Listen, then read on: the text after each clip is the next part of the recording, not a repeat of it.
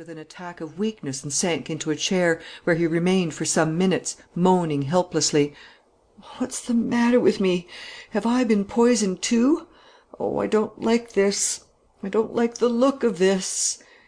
The desk stood within reach of his hand. He took a pencil, drew a writing pad toward him, and began to scribble a few characters. But he next stammered: "Why, no, it's not worth while. The Prefect will be reading my letter.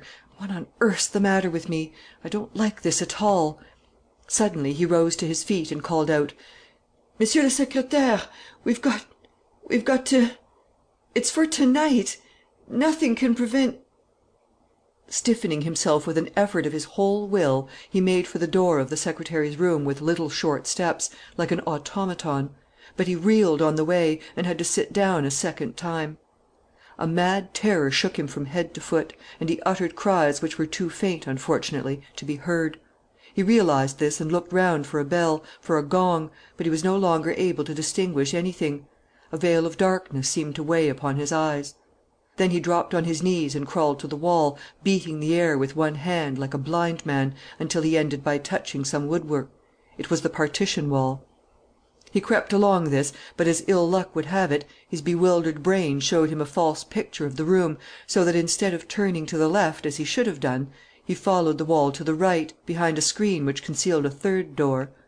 His fingers touched the handle of this door, and he managed to open it. He gasped: "Help! Help!" and fell at his full length in a sort of cupboard or closet which the Prefect of Police used as a dressing room. "Tonight," he moaned, believing that he was making himself heard and that he was in the secretary's room. "Tonight. The job is fixed for tonight. You'll see the mark of the teeth. It's awful. Oh, the pain I'm in. It's the poison. Save me. Help." The voice died away. He repeated several times, as though in a nightmare: "The teeth. The teeth. They're closing." Then his voice grew fainter still, and inarticulate sounds issued from his pallid lips. His mouth munched the air like the mouth of one of those old men who seem to be interminably chewing the cud. His head sank lower and lower on his breast. He heaved 2 or 3 sighs. A great shiver passed through his body, and he moved no more. And the death rattle began in his throat, very softly and rhythmically, broken only by interruptions in which a last instinctive effort appeared to revive the flickering life of the intelligence, and to rouse fitful gleams of consciousness in the dimmed eyes. The Prefect of Police entered his office at 10 minutes to 5. M. Desmalions, who had filled his post for the past 3 years with an authority that made him generally respected, was a heavily built man of 50, with a shrewd and intelligent face. His dress, consisting of a grey jacket suit, white spats, and a loosely flowing tie, in no way suggested the public official. His manners were easy, simple, and full of good-natured frankness. He touched a bell, and when his secretary entered, asked: "Are the people whom I sent for here?"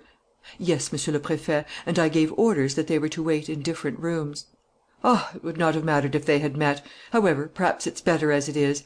I hope that the American ambassador did not trouble to come in person." "No, Monsieur le Préfet." "Have you their cards?" "Yes." The Prefect of Police took the 5 visiting cards which his secretary handed him, and read: "Mr. Archibald Bright, First Secretary, United States Embassy. Maître Lepertuis, Solicitor. Juan Caceres, Attaché to the Peruvian Legation. Major Comte d'Estrignac, retired." The 5th card bore merely a name, without address or quality of any kind: Don Luis Perenna. "That's the one I'm curious to see," said M. Desmalions. "He interests me like the very devil. Did you read the report of the Foreign Legion?" "Yes, Monsieur le Préfet, and I confess that this gentleman puzzles me too." "He does, eh? Did you ever hear of such pluck? A sort of heroic madman, something absolutely wonderful. And then there's that nickname of Arsène Lupin, which he earned among his messmates for the way in which he used to boss them and astound them. How long is it since the death of Arsène Lupin?" "It happened 2 years before your appointment, Monsieur le Préfet. His corpse and Madame Kesselbach's were discovered under the ruins of a little chalet which was burnt down close to the Luxembourg frontier. It was found at the inquest that he had strangled that monster, Mrs. Kesselbach, whose crimes came to light afterward, and that he hanged himself after setting fire to the chalet." "It was a fitting end for that rascal," said M. Desmalions.